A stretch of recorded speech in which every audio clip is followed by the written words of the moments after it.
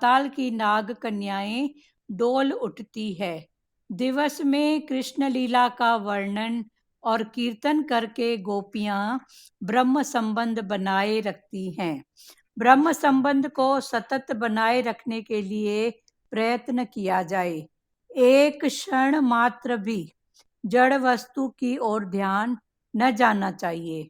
अब अक्रूरागमन का प्रसंग आता है।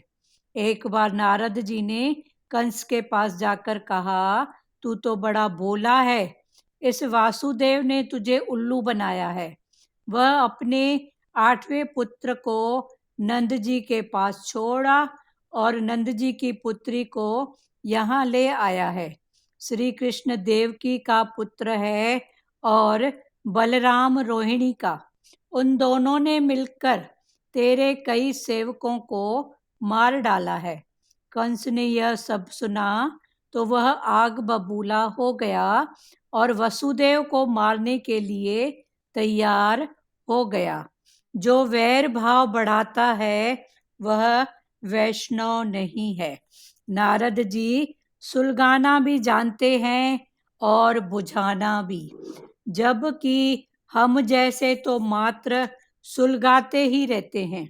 नारद जी कंस को समझाने लगे, वासुदेव को मारने से क्या लाभ होगा? तेरा काल तो श्री कृष्ण है। यदि तू वासुदेव को मारने जाएगा तो कृष्ण समाचार पाते ही भाग निकलेगा। सो तू उस कृष्ण को ही मारने की सोच। कंस सोचने लगा कि अब कृष्ण को किस उपाय से मौत के घाट उतारा जाए। ब्राह्मण ने राजा से कहा, तुम धनुष यज्ञ करो। इस यज्ञ से यजमान की आयु बढ़ती है और शत्रु मर जाते हैं। किंतु यदि यज्ञ के आरंभ के 5 दिनों में विघ्न आए तो यजमान मरता है। उस समय कंस के कुछ मल आए। उन्होंने कहा, अरे वह छोकरा क्या करेगा? तुम्हारे काल के भी काल हैं हम तो। कंस ने यज्ञ के बहाने नंद्र को पुत्र सहित आमंत्रण भेजने की बात सोची और मल्लों से कहा, वे इधर आते हों तब काम तमाम कर देना, वे मेरे शत्रु हैं। विनाश काले विपरीत बुद्धि। काल के समीप आने पर पुण्यशाली पुण्य कार्यों में जुट जाता है और पापी क्रोधी हो जाता है। रामकृष्ण को बुलाने के लिए किसे भेजूं? हाँ, अक्रूर को ही भेजूं। अक्रूर विश्वासघात नहीं कर सकते। जो क्रूर है वह तो श्री कृष्ण को कैसे ला सकता है? काम सुख का चिंतन करने वाला मन क्रूर है। अक्रूर बनकर जाए, वही श्री कृष्ण को अपने साथ ला सकता है। जो क्रूर नहीं है वह है अक्रूर। कंस ने अक्रूर को बुलाया और कहा, चाचा जी, एक काम करना है तुम्हें। नारद जी कहते हैं कि श्री कृष्ण ही देवकी का 8वां पुत्र है जो मुझे मारने वाला है। मैं अपने इस काल को मारना चाहता हूँ। तुम नंद बाबा को धनुष यज्ञ में पधारने का आमंत्रण दो और कृष्ण बलराम को अपने साथ लेते आओ। हाँ, किसी को कहीं इस बात का पता न लग जाए कि मैं उसे मारना चाहता हूँ। बस मेरा यह छोटा सा काम कर दो। कंस साक्षात मृत्यु को ही आमंत्रण भेज रहा है। मृत्यु के बुलाने पर मृत्यु अवश्य आती है। कंस मरने के लिए अधीर हो गया है, सो काल को बुला रहा है। अधिक जीने या जल्दी मरने की इच्छा न करो। कब मरूंगा ऐसा कभी नहीं सोचो। जीवन कैसा रहेगा यही सोचो। अभी फिर आगे पढ़ रहे हैं। कल का दृष्टांत था कि मन को निकम्मा कभी मत छोड़ो, वरना ये संकल्प विकल्प राग द्वेष कोई न कोई कर्म में लगा रहेगा। आगे है कि गोपियां सारा दिन घर का कामकाज करती थी। गोपियां सारा दिन घर का कामकाज करती थी और रात को इकट्ठी होकर कृष्ण लीला का चिंतन करती थी, कीर्तन करती थी। और रात को सब इकट्ठी होके कृष्ण की लीला का चिंतन करती थी। माना जब एक से अधिक कोई भजन गाए सब एक भाव में, या किसी भी भगवान के रूप यश की महिमा करे एक से अधिक, तो वो क्या हो जाता है? कीर्तन। तो गोपियां सारा दिन घर का काम करती थी और रात को इकट्ठी होकर कृष्ण लीला का चिंतन करती थी। ये कृष्ण लीला का चिंतन सब इकट्ठा होके करना ही कीर्तन है। तो ये कीर्तन करती रहती थी, तभी तो बोलते हैं ना संसार में कीर्तन में जा रहे हैं। तो कीर्तन माना कि सब मिलके वहां भगवान के गुण यश का गान करेंगे, ये है कीर्तन। तो ध्यान अकेले किया जाए, पर ध्यान जो होता है भगवान ने बोला वो ध्यान होता है अकेले। तो ध्यान में एक अकेला होता है और कृष्ण कीर्तन में सब लोग मिलके। तो ध्यान अकेले किया जाए, किंतु कीर्तन तो सारे घर के लोग मिलकर करें। घर के लोग, सत्संगी जो भी हैं, इधर गोपियां सब मिलके करती थी। और ध्यान होता है अकेले में, प्रभु का ध्यान अकेले में, अंदर में। फिर भगवान की, सतगुरु भगवान की वाणी में आता है कि ध्यान तो किया, फिर बोलते हैं ध्यान का भी ध्यान कर। ध्यान किया भगवान का, फिर उसका भी ध्यान कर कि क्यों, क्या क्या चाहिए, क्या मिला। मना ध्यान का भी ध्यान। तो ध्यान अकेले किया जाए, किंतु कीर्तन तो सारे घर के लोग मिलकर करें। लोग घर को तो स्वच्छ रखते हैं, घर की सफाई तो करते हैं, किंतु मन की ओर ध्यान ही नहीं देते हैं। ये मन हमारा कहाँ है? कितने संकल्प विकल्प थॉट में फंसा हुआ है। घर की सफाई तो करते हैं, पर मन की सफाई, जो मन जन्म मरण का कारण है, उसकी ओर ध्यान ही नहीं देते हैं। रात को सोने से पहले घर के सभी छोटे बड़े एक साथ बैठकर भजन कीर्तन करे तो बड़ा अच्छा है, घर पवित्र हो जाएगा। रात को, रात माना एक रात, दिन है तो रात है, एक रात वो, और दूसरी रात माना जब अज्ञान हो। अज्ञान को भी रात कहा गया है। तो जब कोई बात ऐसी अज्ञान की, राग द्वेष की सताए, तो आपस में खुलो एक दूसरे से। उन बातों को अंदर पकड़ के मत रखो, देश काल पात्र देख के उस बात को बाहर निकालो। तो ये भी कीर्तन है, मन की सफाई करना ये भी है। लोग घर को तो स्वच्छ रखते हैं, किंतु मन की ओर ध्यान नहीं देते।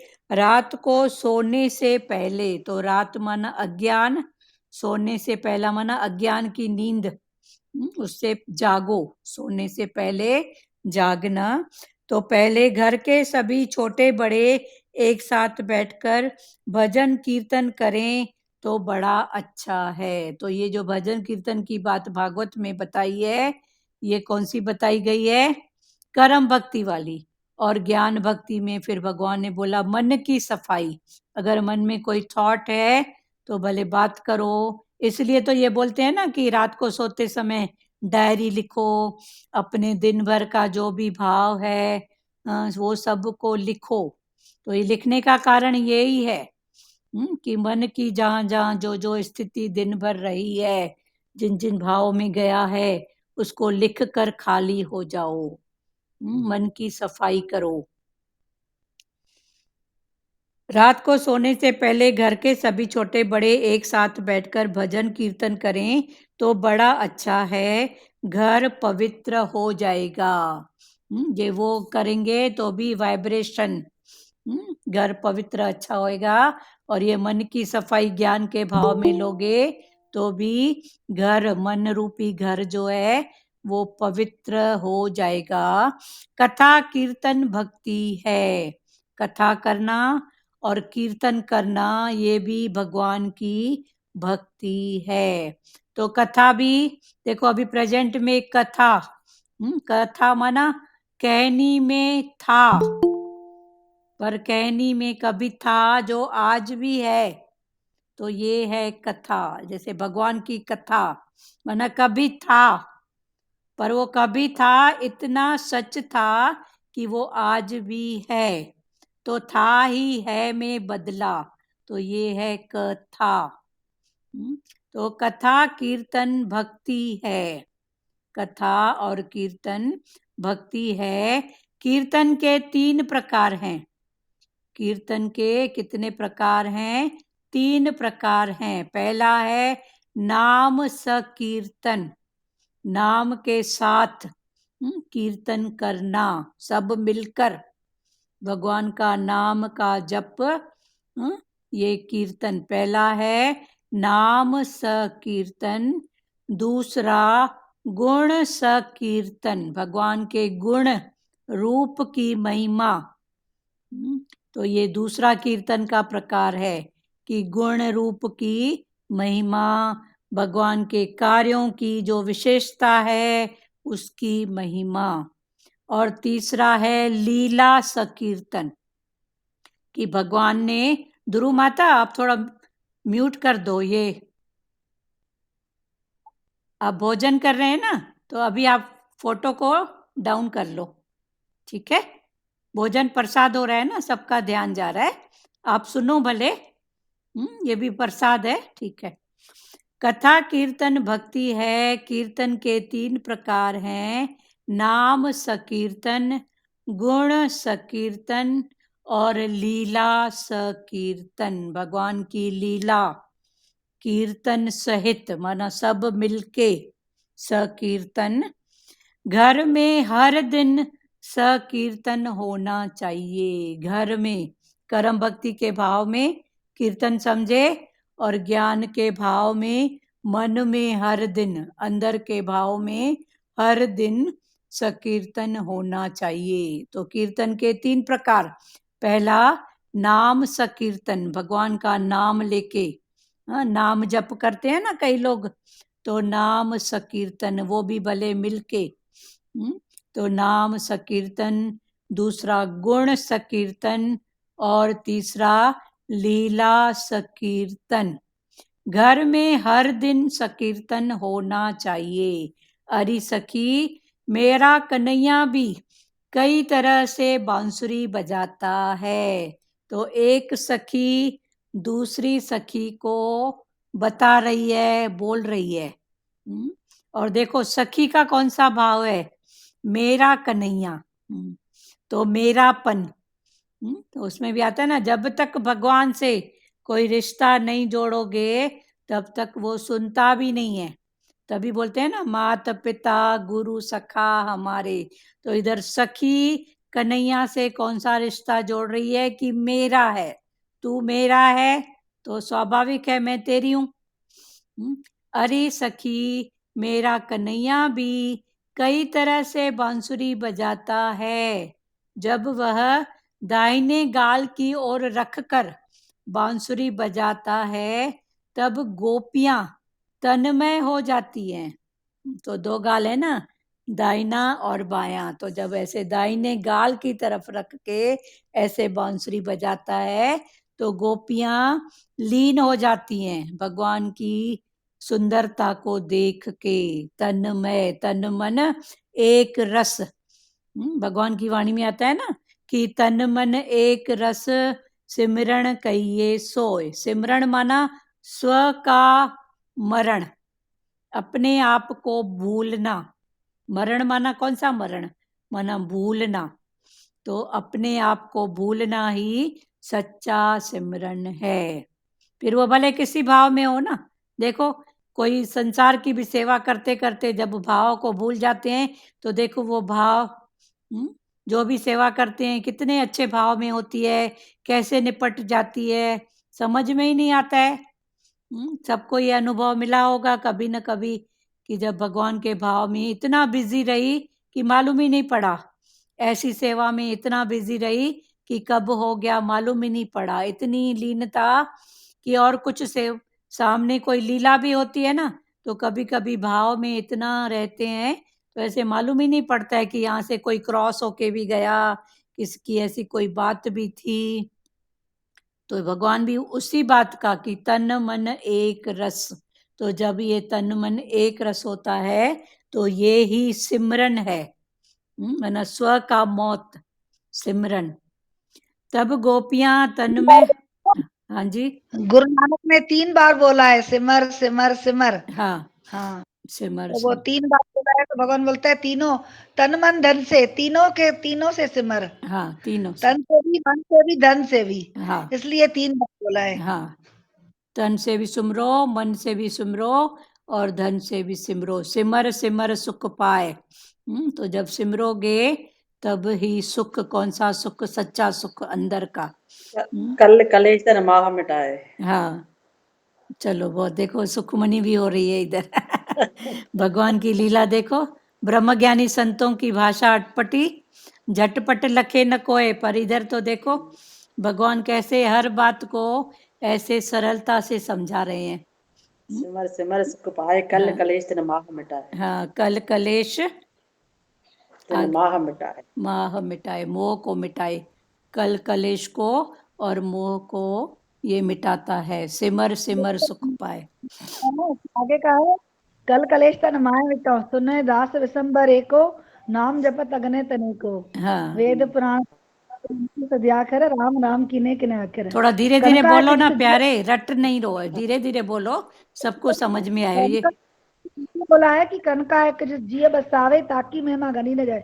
मतलब एक कणका भी, भगवान के ज्ञान का एक कणका भी अगर गया हमारे अंदर तो मालो माल कर देगा। हाँ सही बात, एक बूंद ब्रह्म ज्ञान की आता है ना, देखो यही भाव फिर हमारे ज्ञान में मस्त आता करे है, दिन रैन। एक बूंद ब्रह्म ज्ञान की मस्त करे दिन रैन।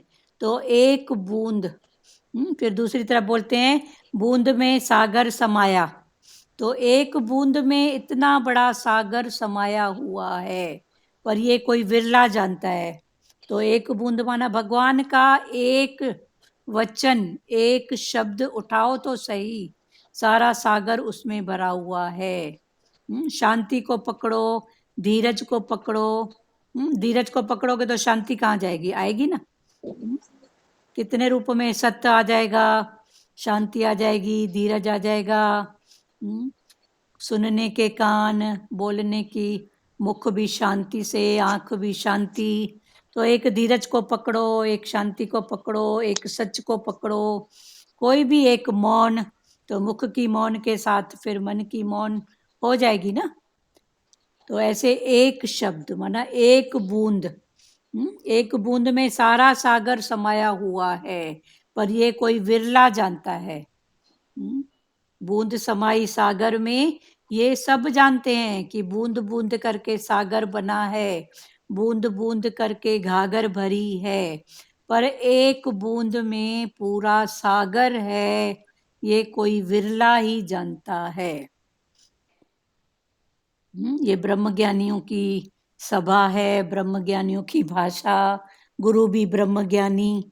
देखो इतनी ऊंची ऊंची बात कितनी सहजता से, सरलता से भगवान हमको कैसे कैसे भाव में समझा रहे हैं। अरे सखी, मेरा कन्हैया भी कई तरह से बांसुरी बजाता है, जब वह दाहिने गाल की ओर रखकर बांसुरी बजाता है तब गोपियां तन्मय हो जाती हैं, तन मन एक रस सिमरन कहिए सोए। फिर सिमर सिमर सिमर गुरु नानक ने 3 बार बोला, माना तन से सिमर, मन से सिमर और धन से सिमर। फिर सत्य रज तम, देखो गुण भी 3 है, 3 से ऊपर भगवान है। तो सिमर सिमर माना 3 से ऊपर हो जाओ, तन मन धन, सत रज तम। सत्य से भी ऊपर का ज्ञान है, पर ये सब स्थितियां हैं। दाहिने गाल की ओर रखकर बांसुरी बजाता है, तब गोपियां तन्मय हो जाती हैं। आकाश की ओर दृष्टि करके बजाता है, तब पाताल की नाग कन्याएं डोल उठती हैं। जब भगवान बांसुरी बजाता है और दृष्टि होती है आकाश में भगवान की, पर पाताल देखो उसका कितना उल्टा है, आकाश का उल्टा पाताल। तो जब दृष्टि आकाश की ओर करके बजाता है, तब पाताल की नाग कन्याएं जो पाताल में हैं वो भी डोल उठती हैं भगवान की बंसी की सुर सुन के। दिवस में कृष्ण लीला का वर्णन, दिन में भगवान की लीलाओं का वर्णन और कीर्तन करके गोपियां ब्रह्म संबंध बनाए रखती हैं। तो दिन में भगवान कृष्ण की लीला का वर्णन, कैसे उठता है, कैसे बैठता है, कैसे करता है, उसकी ये बात कितनी न्यारी है, निराली है। अभी रहना है घर गृहस्थी में, पर हर रूप में कृष्ण का भाव, कि कैसी कैसी लीला करता है भगवान। तू अंदर में ऐसा पक्का करो, जो भी भगवान ने पात्र दिए हैं, रहना तो इधर ही है, भागना नहीं है, पर इधर ही जाग के रहना है। तो भगवान ने बोला दिवस में कृष्ण लीला का वर्णन, कि भगवान तेरी लीला बड़ी न्यारी है। भगवान तू ऐसे ऐसे खेल रचता है, मेरे को पक्का मालूम है तू ही है। तो भले जो भी कर्म प्राणी हैं वो लीला कर रहे हैं, किसकी सत्ता से, उसकी सत्ता से। तो ये अंदर का ज्ञान है। तो दिन भर दिवस में कृष्ण लीला का वर्णन और कीर्तन करके गोपियां ब्रह्म संबंध बनाए रखती हैं। फिर संसार में भी बताते हैं ना। हाँ बोलो। कृष्ण भगवान की ना वो गोपियों की बता रहे थे आज अमृत वेले को, हाँ कि ना थोड़ा सा बैठे थे तो बोल रहे थे कि जो सीता माता वो जब राम देखने आया था ना, मिलने आया था, तो बहुत सारी सहेलियां थी उसकी, तो राम को देख के बोलती अरे राम तो कितना सुंदर है, हाँ सीता का पति काश हमारे हमको भी ऐसा सुंदर पति मिले, हाँ ऐसा ही सुंदर पति। तो उसको अगले जन्म में कृष्ण बनकर वो सारी गोपियां बन गई, हाँ, जो वही है ना, सीता की संकल्प जैसा जैसा संकल्प किया। हाँ, इसी पे बताया कि वो डिजायर है ना, जो हमारी इच्छा, हाँ वो संकल्प इस प्रकार से पूरा होता है। शुद्ध संकल्प था उनका हाँ कि हमको भी सीता जैसा पति मिले। हाँ, तो कोई देखो पति कितनी कोई राम दोस्त, वही है ना, पहले हो हाँ, चुका है तो ना भागवत में। इच्छा को सामने नहीं लाओ, इच्छा से तुम्हारा जन्म मरण का कारण बन जाती है। सही बात है वो भी, पर इच्छा ही फिर तो बनी लेती है ना। हाँ, पर इधर भगवान के भाव का था ना, शुद्ध भाव था ना उनका, शुद्ध भाव था, तो उनको राम कृष्ण मिले ना, शुद्ध भाव था। तो इच्छा के पीछे अपने भाव का, इंटेंशन का पता करो कि सिद्ध इच्छा कौन सी है। बिना इच्छा के तो क्या मुर्दे थोड़ी हैं, मुर्दे थोड़ी हैं कि कोई भाव ही नहीं उठे। पर भाव का पता करो कि इसमें मेरा इंटेंशन क्या है। बोलते हैं ना, हमारे सदगुरु समझाते हैं कि संकल्प करना तेरा धर्म नहीं है भाई, ये आत्मा का धर्म है। संकल्प नहीं करो, शुद्ध अंदर में हाँ, बस शुद्ध भावना जो ये करो की रखो बात बस। है ना, ये कर्तापन की बात है। पर कर्तापन से जब उठ जाते हैं ना, तो प्रकृति अपना खेल करती है, फिर वो आपे ही होता है। हाँ हुआ हाँ क्लियर? तो ये जो करो और मरो की हाँ, बात वो है, तो ये है, कर्तापन में है। तो जब भी आपे ही होता है, सहज हो जाता है हाँ फिर। हाँ, फिर सहज होता है। तो ये हाँ कर्तापन से जब उठते जाते हैं ना, तो प्रकृति फिर आपे ही कराती है, जहाँ जो भाव होता है। तो शुरू का ये पुरुषार्थ है कि भाव पर ध्यान दें कि मेरा इंटेंशन क्या है। फिर जैसे जैसे वो भाव शुद्ध होते जाएगा, वैसे सहज सरल, फिर प्रकृति उसको आपे ही कराएगी, मना करना नहीं पड़ेगा, हो जाता है। तो गोपियों का भी ऐसा भाव हुआ। गोपियां क्या सोचेंगी क्या? कोई संसारी भी ऐसा नहीं सोचता है कि काश ऐसा पति, अरे जिस उसका पति वो है तो मैं गलत दृष्टि कैसे डालती हूँ। तो ये तो साधारण भी थोड़ा सोचेगा। इधर तो गोपियां थी जिनकी इतनी भक्ति थी, पर उनका भी ऐसा भाव हो गया, तो ये उनका शुद्ध भाव था कि काश ऐसा। तो भगवान फिर सबका जानने वाले हैं, उनका शुद्ध भाव था। तो भगवान ने फिर ये गोपियां, ग्वाल जो भी थे, यहाँ तक भी वृक्ष भी बने, तो भी उन्होंने भगवान का साथ ही पाया। ग्वाल, गायें, आज गोपाल अष्टमी है, कर्म भक्ति के भाव में जो फास्ट रखते हैं, तो गोपाल अष्टमी माना क्या, आज के दिन भगवान को पहली बार गौएं चराने का जो कार्य दिया गया था, नौकरी में लगे थे भगवान को जो नौकरी मिली थी ना गौएं चराने वाली, वो गोपाल अष्टमी के रूप में फास्ट रखा जाता है। हाँ, बोलो वर्षा जी। वो बोले थे ना कि मुझे आज से कमा के खाना है, हाँ, मैं ऐसा कमा ही नहीं के खाऊंगा। हाँ, मैं ऐसा नहीं खाऊंगा, ठीक है, वो भगवान की उस भाव में, पर उसको हाँ, समझो आज गोपाल लेकिन अष्टमी। सिखाने के लिए, दुनिया संसार को हाँ सिखाने के लिए। हाँ, तो भगवान ने भी कुछ कार्य किया है हाँ, गौएं चराने का, तो हाँ, आज के दिन किया, तो उस भाव को गोपाल अष्टमी के रूप में फास्ट रखते हैं, सुबह से लेके शाम तक। जो कर्म भक्ति में कभी हम भी करते थे, तो फिर जब शाम को जब गौओं का, गायों का वन में जाना और घर की ओर लौटना, तो जब लौटते थे तब जाके उनकी पूजा और धूली लेते थे, और उसके बाद फिर जो भी अन्न का प्राशन करते थे। ककड़ा खिलाते थे। हाँ, ककड़ा भी खिलाते थे, गाय ककड़ा का। खिलाते हाँ, वो थे। कपास के फूल गाय होते हैं के ना, उसको ककड़ा बोलते हैं, गायों वो गायों का फेवरेट होता है, वो खिलाने से दूध को। बढ़ता है ऐसे। तो ये सब खिलाते थे गायों को, उनकी पूजा, सेवा, आरती जो भी। तो ये, गायों की सेवा पूजा करते थे। हाँ, चलो जी, भगवान मनसे चोले में थे ना। चलो देखो, कथा भी हो गई आज गोपाल अष्टमी की हाँ दीदी, भगवान मनसे चोले में थे, हाँ तो हाँ इसलिए उसने बोला कि कमा के खाना है हाँ, कमा के खाना है, तो भगवान आज के दिन गौएं हाँ, चराने का काम करना आज से भगवान ने चालू किया, तो ये है गोपाल अष्टमी। हाँ, बोलो सचदेवा जी। तो कल ना, अष्टमी तो कल हो गई ना? बेटा, 2 जगह होती है तिथि, पता नहीं क्या जो भी है, पर आज थी, कल थी, हमारे लिए रोज है आज है इसमें कभी कभी वो तो है। तिथियों का 2 दिन करते हैं, वो जो ज्यादा पढ़ाई होती है ना, वहां पर ऐसी बातें होती हैं, ठीक है। कल भी था तो हम भगवान के भाव में थे, आज भी हैं, और कोई बोलेगा कल है तो बस ऐ ही है हम भगवान के भाव में। अब इसमें भी नहीं जाओ, ठीक है, ठीक है सचदेवा जी। दीदी जी जी। दीदी आज दो दो सब दो दो कर दिया है। दो दो एकादशी भी दो हाँ, 2 दिन। चलो ठीक है, अच्छी बात है ना एकादशी 2 दिन सब हाँ 2 2 दिन कर हाँ, दिया है। सबका अपना है ना, गणित का जो भी है, ये भी एक विज्ञान है ना, गणित में जो जैसा करता हाँ। है। हाँ, तो 1-2 घंटे का आगे पीछे कुछ फर्क होता होगा, सबकी गणना, भगवान की गणना तो अपनी है ना।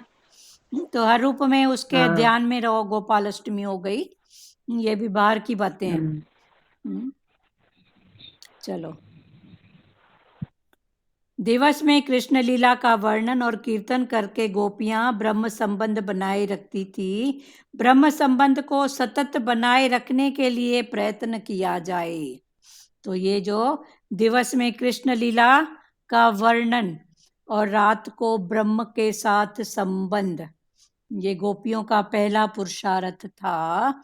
तो फिर भगवान बोल रहे हैं कि ये जो ब्रह्म का संबंध पक्का करने के लिए दिन भर उसकी लीला का वर्णन, कि भगवान तू ही है, मेरे को पता है, ये तेरी लीला है, तू ही खेल रच रहा है, और रात को ब्रह्म के साथ संबंध करना।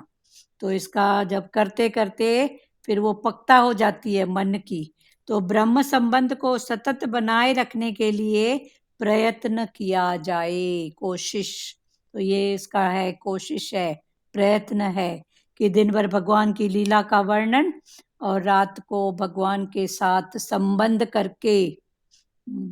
अभी गोपियां बताओ, अगर उस भाव से देखो तो उन्होंने क्या छोड़ा, घर बार पति, किसको छोड़ा, पर इंटेंशन मन का, मन के इंटेंशन की तरफ ध्यान दो।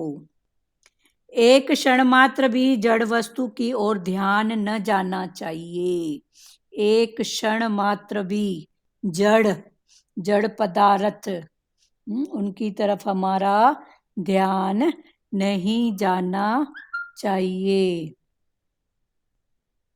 अब अक्रूरागमन का प्रसंग आता है। क्लियर हुआ ना ये कि भगवान गोपियों की कौन सी आर्ट थी? आर्ट बोलो, रमज समझ। तो भगवान ने हमको भी बोला है कि सब कुछ करते हुए, रहते हुए, खाते पीते हुए अंदर से उसकी लिंक उसके साथ जुड़ी रहे। फिर टूटे, फिर जोड़ो, फिर टूटे, फिर जोड़ो, कोई बात नहीं, टूटना पर मालूम तो पड़ता है ना। फिर जोड़ो भगवान के साथ। अभी इसमें किसी को बात करना है? अभी चैप्टर चेंज हो रहा है। अब अक्रूरागमन का प्रसंग आता है।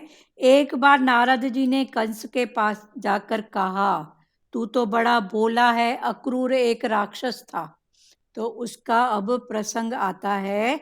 तो नारद जी कंस के पास जाकर कहा, नारद ने कंस को कहा, क्या कहा? तू तो बड़ा भोला है, इस वासुदेव ने तुझे उल्लू बनाया है। ये वासुदेव कृष्ण है ना, तेरे को उल्लू बनाया है।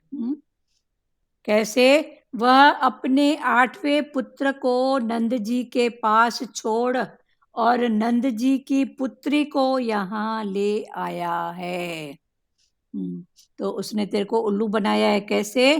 कि उसने अपना 8वां पुत्र जो था कृष्ण, उसको नंद जी के पास छोड़ आए हैं, और जो नंद जी की पुत्री थी उसको यहाँ ले आए हैं। जैसे उनको बोला था ना कि उसका 8वां पुत्र। तो पहले तो कंस क्या कर रहा था? 7 बच्चों को, पहले बच्चे को बोला, जब मेरा 8वां दुश्मन है तो पहले को क्यों मारूं? फिर नारद जी आए, बोले उसकी गतमत बड़ी निराली है, वो उसकी गिनती कहाँ से शुरू होती है ये वो ही जानता है। पहला 8वां है कि 8वां पहला है, ये तू पता ही नहीं कर पाएगा। तब फिर कंस का दिमाग घुमा, बोला सही बात बोल रहा है।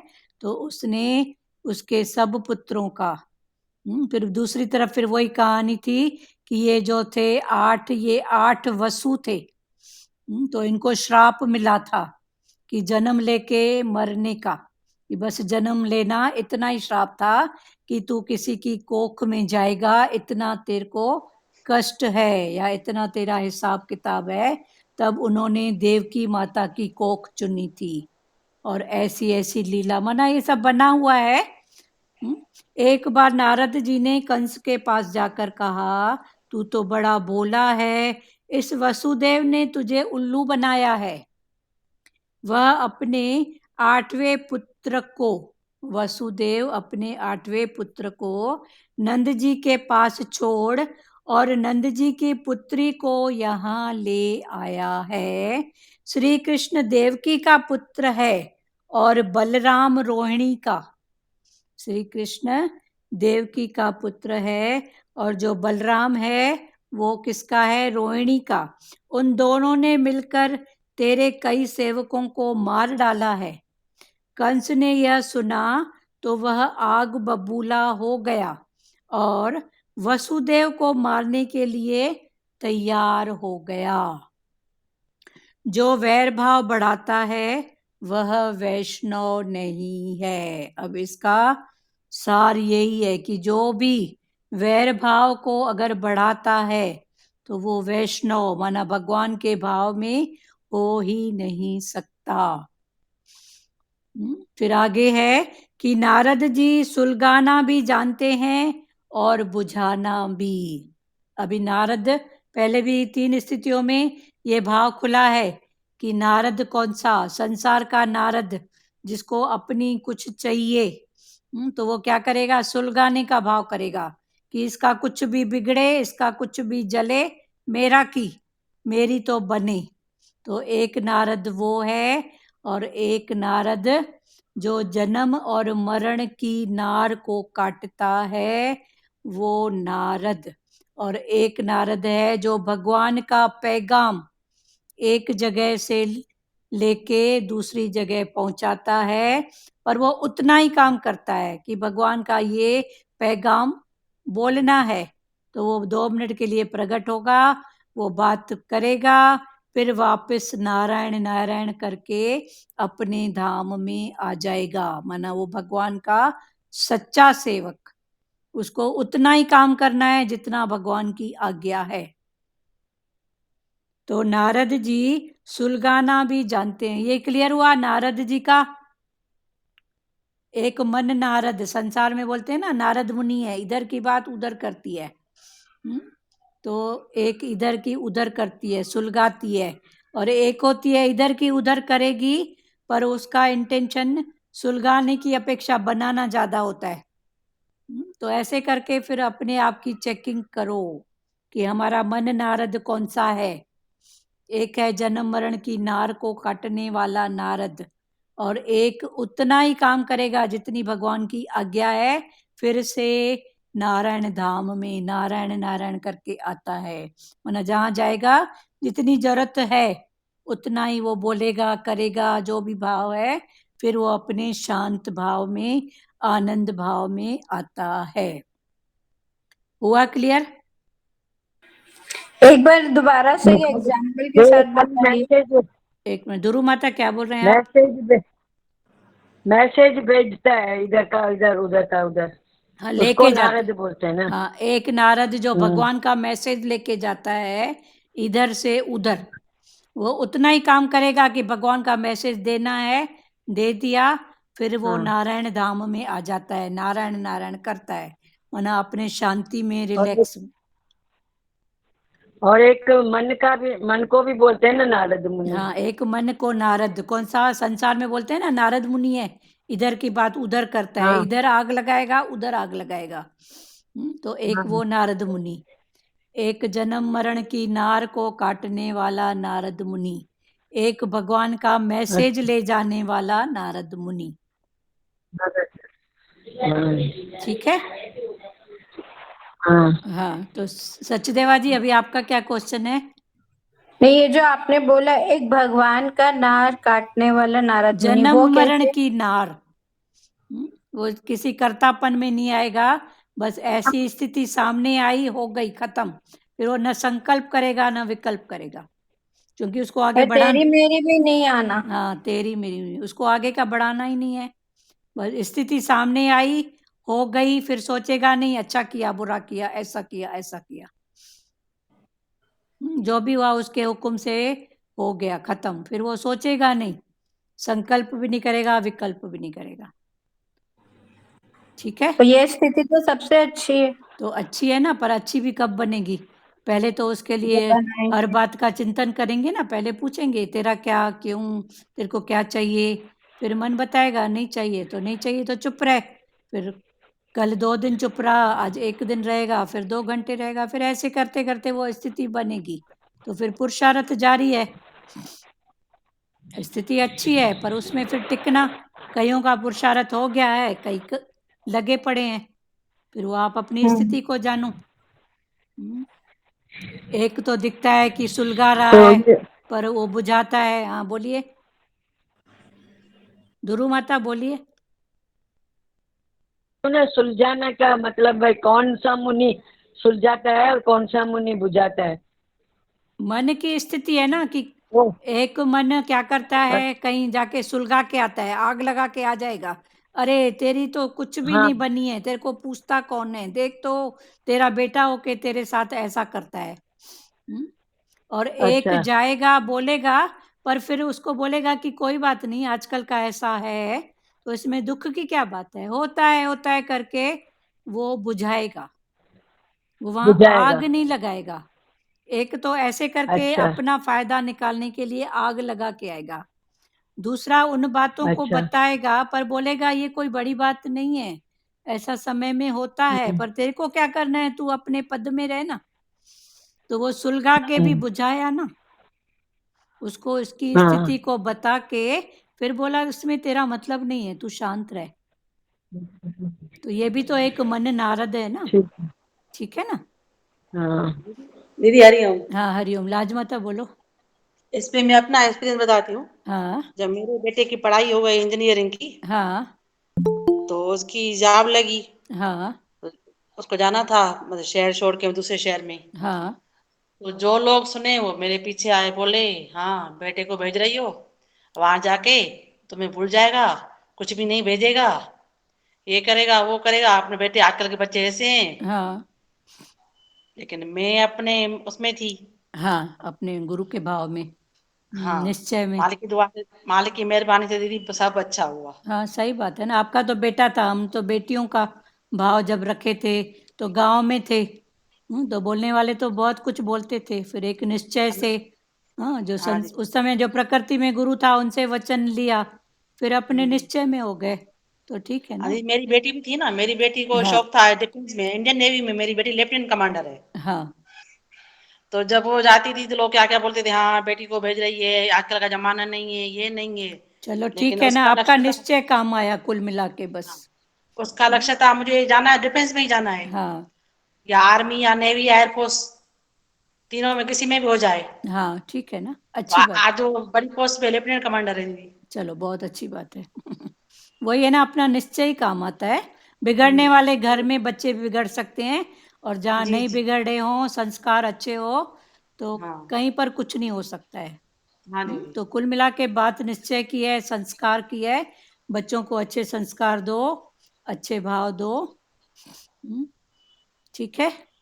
हाँ तो यही है ना, मन संसार का मन, मतलब जैसे वो मन, लोग डराने वाले, कोई हाँ समझाने वाले, हाँ, देखो ये डराने वाले ज्यादा मिलते हैं। संसार की ऐसी रीति है, पहले टांग खींचेंगे, पर जी जब आप अपने निश्चय में रहोगे तो फिर वो वही संसार फिर पीछे है। आज जी जी, जैसे हमारी प्रकृति में मेरी जो प्यारी बेटियां हैं, वो आगे निकली, सब टांग खींचते थे, उसके बाद यही फिर बात है। कितनों का रास्ता खुला। जी जी, उसके बाद सबका रास्ता और एग्जाम्पल देते थे, कोई राग द्वेष से देता था, कोई बढ़ने के लिए देता था, पर देता था। जी सेम स्थिति मेरी है। हाँ तो चलो अच्छा है, बच्चे निकल गए, ठीक है ना। हाँ, उसमें भी भगवान ने निश्चय करवाया, बच्चे। मालिक की कृपा है। हाँ बहुत उसकी मेहर है। हाँ पर हाँ निश्चय काम करता है, निश्चय में रखो जी, अपने आप को। कभी बिगड़ने वाली बात तो घर में भी बिगड़ेगी, और नहीं जी, होगी तो भले कहीं भी अकेले जाए, कुछ भी जाए। हाँ हाँ दीदी, तो सही बात है। सही बात।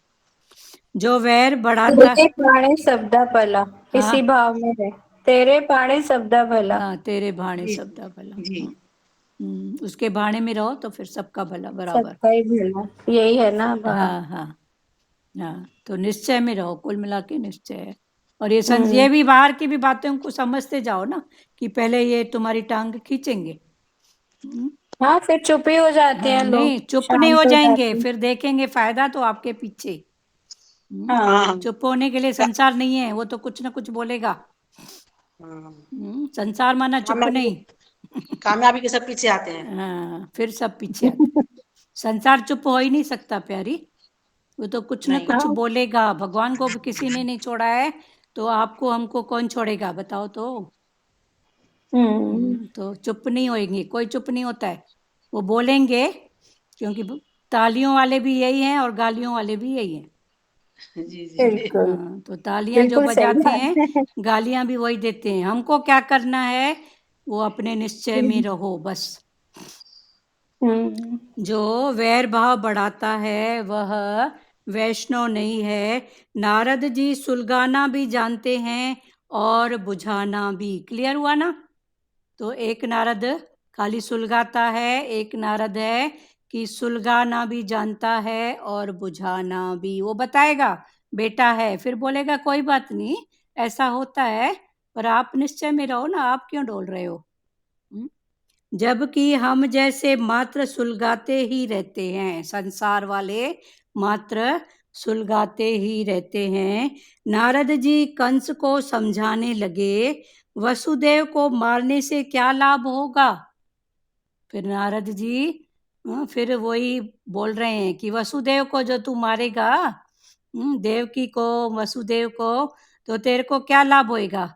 जो कृष्ण है वो तो यहाँ से निकल चुका, तेरा मौत, तेरा काल, वो तो इधर है ही नहीं, तो इसको मारेगा तो क्या होएगा। तो वसुदेव को मारने से क्या लाभ होगा, तेरा काल तो श्री कृष्ण है। यदि तू वसुदेव को मारने जाएगा तो कृष्ण समाचार पाते ही भाग निकलेगा, सो तू उस कृष्ण को ही मारने की सोच। कंस सोचने लगा कि अब कृष्ण को किस उपाय से मौत के घाट उतारा जाए। तो अब कंस ये सोचने लगा कि कृष्ण को कैसे उपाय से मौत के घाट उतारा जाए। ब्राह्मण ने राजा से कहा, तुम धनुष यज्ञ करो। इस यज्ञ के यजमान की आयु बढ़ती है और शत्रु मर जाते हैं। तो उसने फिर ब्राह्मणों से सलाह ली कि कुछ तो बताओ। तो ब्राह्मणों ने उनको कहा कि धनुष यज्ञ कोई होता होगा यज्ञ कर्म भक्ति में, जिसके करने से आयु बढ़ती है। कर्म भक्ति में ऐसा भाव है ना कि ऐसा करोगे तो ये मिलेगा, ऐसा करोगे तो ये मिलेगा। तो ब्राह्मण ने राजा से कहा, कंस से, तुम धनुष यज्ञ करो। इस यज्ञ से यजमान की आयु बढ़ती है और शत्रु मर जाते हैं, किंतु यदि यज्ञ के आरंभ के 5 दिनों में विघ्न आए तो यजमान मरता है। फिर उसके साथ एक शर्त, यजमान माना जो ऐसा कार्य करवाता है। तो ये कंस को ऐसी सलाह दी गई कि तुम ऐसा करो। तो अगर 5 दिन के अंदर अगर तुम्हारे सामने कई विघ्न बाधाएं आए तो तुम ऐसे समझना कि यजमान माना जो यज्ञ कर रहा है उसका कहीं न कहीं घाटा होने ही वाला है। उस समय कंस के कुछ मल आए। मल माना पहलवान। तो उस समय कंस के कुछ मल आए। उन्होंने कहा, अरे वह छोकरा क्या करेगा? छोकरा कृष्ण के लिए कि है, तो वो छोकरा, लड़का, बालक वो क्या करेगा? हम लोग तो पहलवान हैं। अरे वह छोकरा क्या करेगा? तुम्हारे काल के भी काल हैं हम तो। कि तू मानता है कृष्ण को अपना काल, पर हम तो काल के भी काल हैं। ये कौन बोल रहे हैं? मल माना पहलवान, कंस ने जो अपने उसमें रखा था।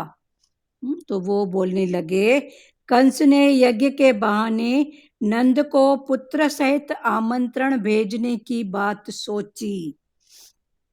अभी कंस ने इसके बहाने, यज्ञ के बहाने नंद बाबा को आमंत्रण भेजा कि आप सब लोग आ जाओ, परिवार सहित, पुत्र के सहित आओ। आमंत्रण भेजने की बात सोची और अपने मल्लों से कहा, पहलवानों से कहा, वे इधर आते हों तब काम तमाम कर देना। जब वो हमारे यज्ञ में आएंगे, आमंत्रण भेजा, तो वो जब हमारे यज्ञ में आएंगे तो इन पहलवानों को कहा, मल्लों को, कि तुम उनका काम तमाम कर देना, मना मार देना। वे मेरे शत्रु हैं।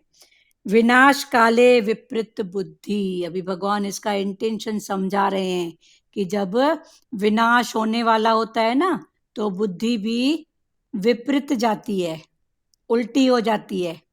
तो विनाश काले विपरीत बुद्धि, काल के समीप आने पर पुण्यशाली पुण्य कार्यों में जुट जाता है और पापी क्रोधी हो जाता है।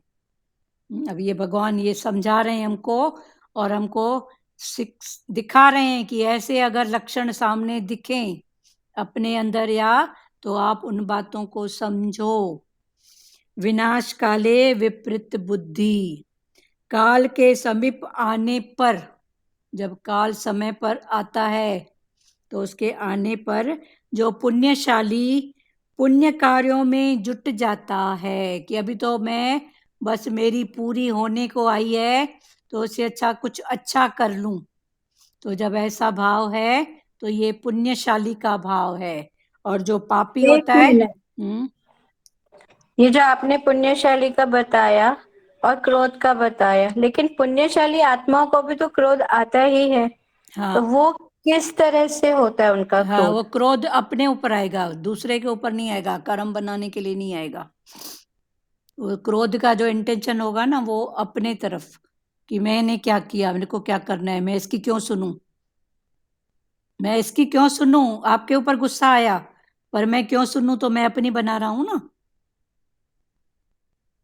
हुआ? जी। तो मैं आपकी नहीं सुनूंगी तो आपको लगेगा मेरे ऊपर क्रोध किया है, पर वो इंटेंशन भले उंगली ऐसे है पर इशारा अपने तरफ है। मैं इसकी नहीं सुनूंगी, मेरे को जो करना है मैं करूंगी। तो क्रोध भले बाहर मुक्ता का दिख रहा है पर उनका क्रोध अपने अंदर का है। हुआ क्लियर?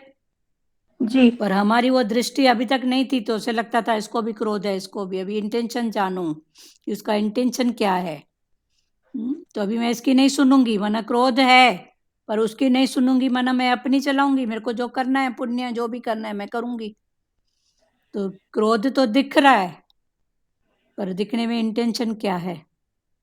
जैसे सतगुरु भगवान गालियां दे के भी कभी हमको ज्ञान सुनाते हैं, तो उनके क्रोध का इंटेंशन होता है मेरा बच्चा बने। पर जो नहीं समझते हैं उनको लगता है ये क्या सत्संग है, गुरु भी गाली देता है क्या। जब गुरु ही गाली देगा तो दूसरे क्या करेंगे फिर। वो सबकी स्थितियां हैं। हुआ क्लियर? जी। जैसे दादा भगवान सत्संग में आते थे, आते से ही उनका जो सत्संग स्टार्ट होता था गालियों से होता था। कि तुम कुत्ते हो, ऐसे हो, गधे हो, मना इस टाइप से। तो जो ऐसा वैसा होता था जिसको ये भाव समझ में नहीं आते थे, वो उठ के जाता था, बोलता था मैं यहाँ सत्संग सुनने आया हूँ कि इसकी गाली सुनने के आया हूँ। पर भगवान देखते थे जो सच्चा होएगा, उसी का इंटेंशन समझेगा, वो यहाँ बैठेगा, बाकी भाग जाएंगे। तो भगवान तो बोलते थे मेरे को भीड़ चाहिए ही नहीं। तो 4 आए सच्चे आए, ये भीड़ का ज्ञान है ही नहीं।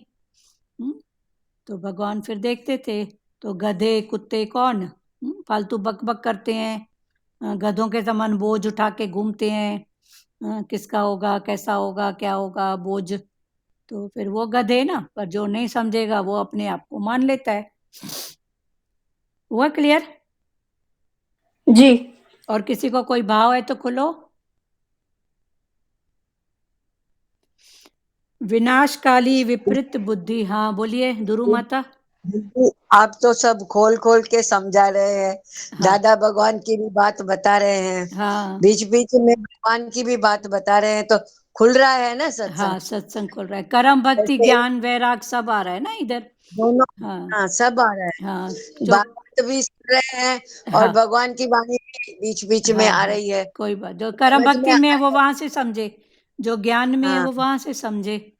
बहुत वही अच्छा। समझ में आ रहा है, हाँ क्लियर है आपका। हाँ। विनाश हम्म, काले विपरीत बुद्धि। काल के समीप आने पर, काल के समीप आने पर पुण्यशाली पुण्य कार्यों में जुट जाता है और पापी क्रोधी हो जाता है। फिर वो क्रोध करके पाप करेगा, उसका क्रोध बाहर मुक्ता में होएगा और उसका क्रोध होएगा अंतर मुक्ता में, अपने ऊपर। रामकृष्ण को बुलाने के लिए किसे भेजूं? हाँ, अक्रूर को ही भेजूं। अक्रूर विश्वासघात नहीं कर सकते।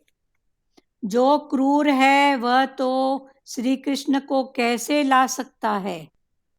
तो अक्रूर को चुना गया। तो अक्रूर वो है जो विश्वासघात नहीं कर सकता।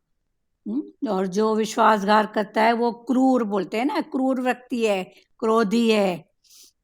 तो जो क्रूर है वह तो श्री कृष्ण को कैसे ला सकता है। काम सुख का चिंतन करने वाला मन क्रूर है। इसका इंटेंशन, क्रूर कौन है और अक्रूर कौन है। तो जो काम सुख का चिंतन करता है मन, वो है क्रूर। अक्रूर वन कर जाए, वो मन अगर काम चिंतन को छोड़कर माना अक्रूर बनकर जाए, वही श्री कृष्ण को अपने साथ ला सकता है। जो क्रूर नहीं है वह है अक्रूर। इस चलिए वाणी को एक बार खोलिए एग्जाम्पल से। राम। दीदी हाँ वैसे बोल। अक्रूर वासुदेव के फ्रेंड थे। हाँ क्रूर, और हाँ बोलिए अक्रूर क्या। कर्म भक्ति में अक्रूर वासुदेव के दोस्त थे। हाँ, अक्रूर एक राक्षस थे उनका जन्म राक्षसी वृत्ति में हुआ था, जात में जो भी, पर वो मन के भगवान के साथ थे। मन क्रूर और अक्रूर ये मन की स्थितियां हैं। और उस भाव में आप समझोगे तो क्रूर में अक्रूर पैदा हुआ। जो क्रूर वृत्ति थी उसमें अक्रूर का जन्म हुआ। तो ये सब कर्मों का हिसाब है। तो इसका मतलब ये नहीं है कि डाकू के घर साध पैदा नहीं होगा, ऐसी बात नहीं है।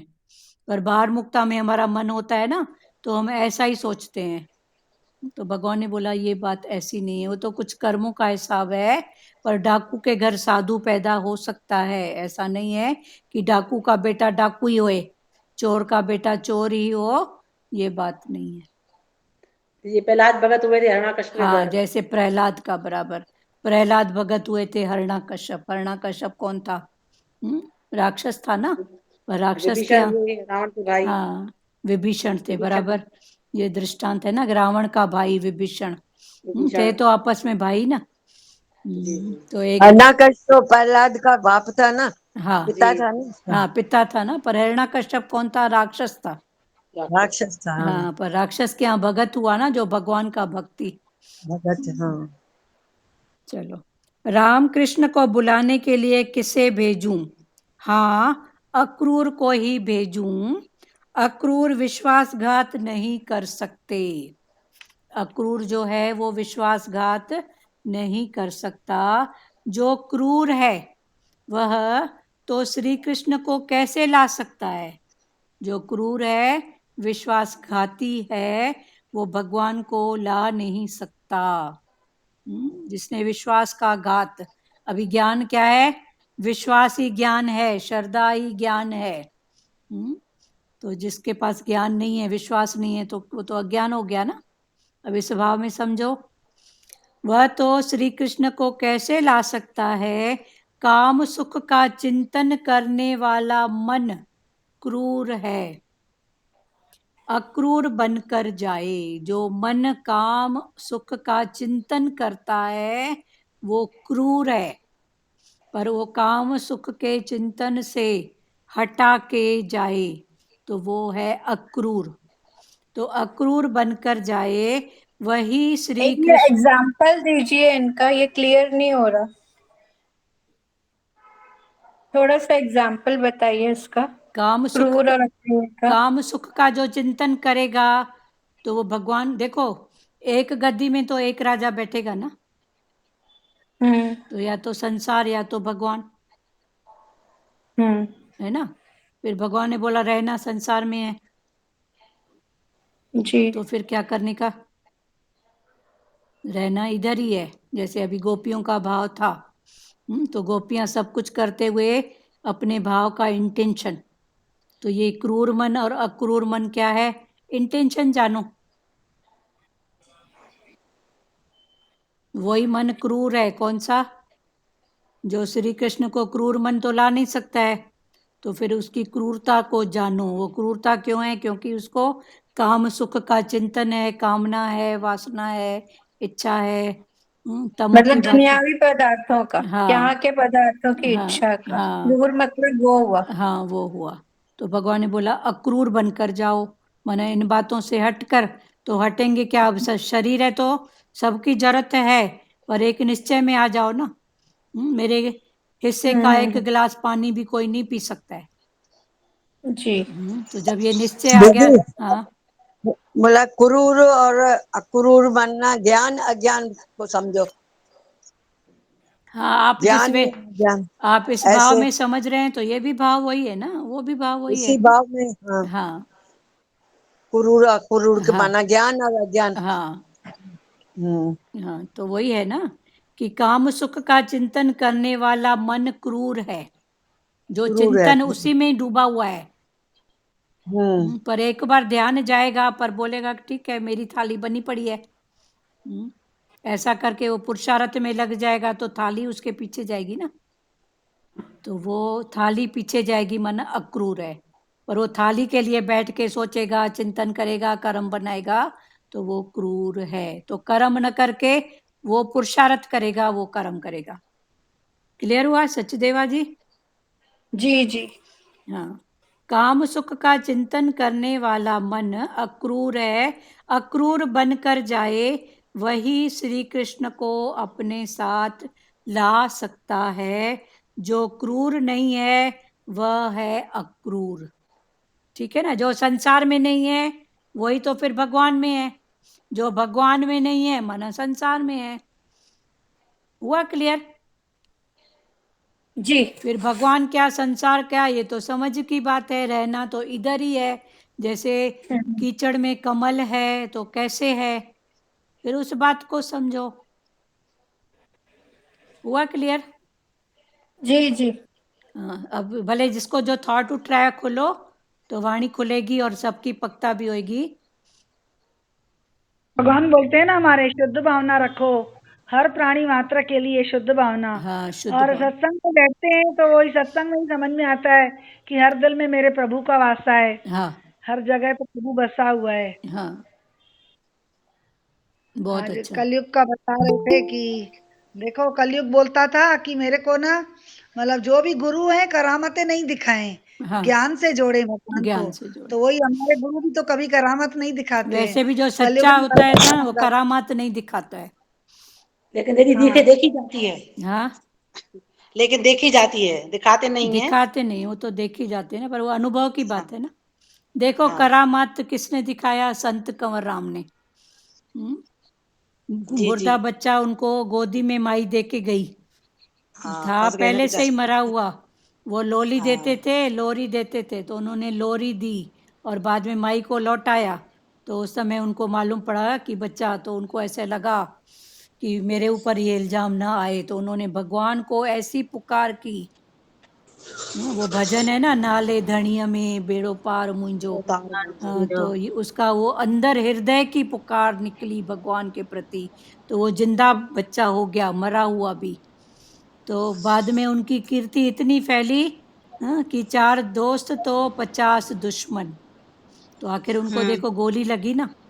तो जो सच्चे संत होते हैं ना वो करामात नहीं दिखाते हैं, पर वो जी, फिर उस दिन फील के होती। बाद वो बच्चा गोदी में नहीं लेते थे। हाँ, उसके बाद तो, ये आपको कदे न कहीं बार गोद में, हाँ, हाँ उसके बाद उन्होंने बच्चे को कभी गोदी नहीं लिया। नहीं ये, ली। हाँ, ये संत कंवर राम जो थे ना, ये सब सुनो, हाँ जो दूसरी कास्ट के हैं, सिंधी में तो हो गई, तो वो शहीद हो गए, वो सच्चे संत थे भगवान के। तो वो जब अपना कथा कीर्तन करते थे ना, तो सब माताएं अपने बच्चों को उनकी गोद में देती थी कि इनको आशीर्वाद दो, लोली दो। तो एक माता का बच्चा मर चुका था, तो उसको बहुत ऐसे फील हुआ, तो उसने मन में ऐसा भाव आया कि मैं संत की गोदी में जाके डालती हूँ। तो उसने संत को बिना बताए और उनकी गोदी में डाला और कहा कि मेरे बच्चे को आप आशीर्वाद दो, लोली दो, लोरी। तो संत ने लोरी दी।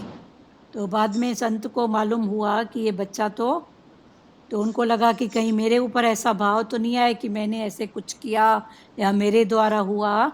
तब उन्होंने हृदय से भगवान के प्रति पुकार की। एक भजन है उनका, तो वो गाया, तो हृदय की पुकार भगवान ने सुनी और बच्चा जीवित हो गया। फिर उन्होंने जब बच्चा माई को दिया, तो फिर माई ने अपनी गलती और अपना भाव बताया कि ये बच्चा तो घर में ही मर चुका था, मैं मरा हुआ बच्चा आपकी गोदी में दी। तो उसके बाद उनका नाम इतना हुआ, कीर्ति। तो उनके दुश्मन, बाद में जब उनका मौत हुआ ना, तो किसी ने उनको गोली मारी। क्योंकि संत के, हाँ, 4 दोस्त, सबके संसार में भी देखो कोई पद है, प्रतिष्ठा है, तो 4 दुश्मन होंगे तो 8 दोस्त होंगे पक्का। चलो, और किसी को बोलना है, जो विनीता उनको जी? गोली जो उनको गोली मारने आए थे, हाँ तो उनके पैर पड़े, उनको भी आशीर्वाद दिया, जिस हाँ, काम के लिए आए उसमें सफल हो गए। सफल हो, ये संतों की बात उनको है ना। उनको मालूम भी था कि मुझे ही मारने आए हैं। हाँ, ये संतों की बात ऐ- है ना। ऐसे होते हैं संत। हाँ, ऐसे होते हैं। बराबर। हाँ हाँ, विनीता जी आप कुछ बोल रहे हैं, नाग जी? दीदी भजन भजन बोलना था, लेकिन अभी देरी हो गई है। हाँ, एक कल एक भाव कल भले बोलो गाएंगे वचन का। हाँ, हाँ, वचन किसी भगवान को। भजन। भगवान से जुड़ने के लिए अपनापन जरूरी है। हाँ, अपनापन, अपन कोई जरूरी। संबंध जरूर जोड़ो। कोई संबंध जोड़ना ही पड़ता है। ये तो मीरा नहीं का, है, गोपियों का, हाँ सूरदास का अपना अपना संबंध था। हाँ सबका। डाल देना मेरे ऊपर। गोपियों ने तो रात को ब्रह्म का रिश्ता रखा ना रिश्ता भगवान से। रखा था, हाँ हाँ। ब्रह्म का ब्रह्म रिश्ता। का सही बात है। दिन को रासलीला, हाँ रासलीला में थे हाँ और रात को ब्रह्म रिश्ता रखा हाँ ब्रह्म का। ब्रह्मनिष्ठा। हाँ सूरदास जी ने छोटे बच्चे की तरह उसका चित्रण किया है। हाँ सूरदास ने छोटे हर एक बच्चे। का अपना अपना रिश्ता होता है। हाँ तो कोई ना कोई रिश्ता रखो। कोई ना कोई भावना बिना संबंध नहीं जुड़ता है। हाँ नहीं, मीरा ने मेरे तो पति गिरधर गोपाल। पति गिरधर गोपाल, हाँ तो कोई ना कोई दूसरा न रिश्ता। कोई। हाँ कोई सखा कहेगा, कोई पिता कहेगा, हाँ हर एक की अपनी अपनी हाँ भावना है। हाँ सही बात। हाँ और किसी को बोलना है प्यारो? संसार में अक्रूर बन के रहो, क्रूर बन हाँ के नहीं। क्रूर बन के नहीं रहो, अक्रूर। क्रूरता आएगी पर जानने वाले बनो। जी मन का नेचर है ना, उसको जानो। क्रूर। जी, संसार में है तो सब आएंगे। हाँ सब आएंगे, पर जानो। और प्यारो बोलना है किसी को? ध्रुव माता कौन सा भजन था आपका भाव? हाँ दीदी। हाँ सुजाता जी बोलिए। ये अच्छा लगा, विनाश काले विपरीत बुद्धि। हाँ फिर भगवान ने उसके संकेत बताए हाँ कि वो किन- क्रोध ये करेगा वो भजन पुण्य करेगा। हाँ हाँ चलो मतलब बहुत। हाँ हाँ बराबर। वो क्रोध करेगा विनाश में, और वो फिर हाँ बोलेगा पुण्य करेगा कि अभी जाने वाला हूँ, कुछ तो मेरे से हाँ अच्छा हो जाए, हाँ कुछ तो अच्छा हो बिल्कुल। जाए। हम्म। तभी और जो पापी जान। होगा तो वो हाँ जो पाप होगा वो क्रोधाधिष्ट होगा, इसलिए हाँ वो क्रोध में होगा, वो पाप करेगा, क्रोध। वो क्रोध में। वो अपनी महिमा हाँ करेगा देह की, वो भगवान हाँ की। हाँ। बहुत अच्छा। और हम्म। ध्रुव माता कौन सा भाव था भजन का आपका? चिंताएं छोड़ो कल की, ये चिंताएं। बोलना था। हाँ चिंताएं छोड़ो लेट सारी। हो गया। हाँ चलो ये भजन का ये चिंताएं है छोड़ो सारी, पुरुषार्थ है। चिंताएं छोड़ो सारी, सपने न देखो कल के, पूर्ण देखो गुरु कल मिला के है, पूरन है, रहे क्यों न हल्के रहो हल्के। हल्के हाँ, अब हल्के हो हल्के जाओ हल्के। मक्खन के तो वो समान। भजन चलो कल गाएंगे हाँ जरूर। कल गाएंगे। हाँ चिंताएं आज छोड़। लेट हो गए। हाँ चिंताएं छोड़ो सारी, सपने न सपने देखो कल के, सपने पूरन गुरु देखो मिला कल है, रहें क्यों न हल्के हल्के। के, हल्के मक्खन बन हल्के। जाओ मक्खन। मक्खन को पानी में हाँ डालो हल्के साथ। हल्के। अभी तैरो ऊपर। पूरन गुरु मिला है हाँ चल। दीदी, हाँ पूरन गुरु मिला तो हल्के रहे ना। हाँ है हल्के हैं। मक्खन खाने वाला दोस्त बना है तो मक्खन बन जाओ ना, हाँ जो मक्खन खिला रहा है। चाव का शाह मिला है हमको गुरु। हाँ कृष्ण मिला है हमको मक्खन खिलाने वाला। मक्खन माना हाँ सार तत्व। चलो हरिओम। श्री कृष्ण हरिओम दीदी। गोविंद हरे मुरारी, हे नाथ नारायण वासुदेवा। श्री कृष्ण गोविंद हरे मुरारी, हे नाथ नारायण वासुदेवा। मात पिता गुरु सखा हमारे, हे लक्ष्मी नारायण वासुदेवा। मात पिता गुरु सखा हमारे, हे लक्ष्मी नारायण वासुदेवा। हरे राम राम राम हरे हरे, हरे कृष्णा कृष्ण कृष्ण हरे हरे, हरे राम राम राम हरे हरे, हरे कृष्णा कृष्ण कृष्ण हरे हरे। हरि ओ ओ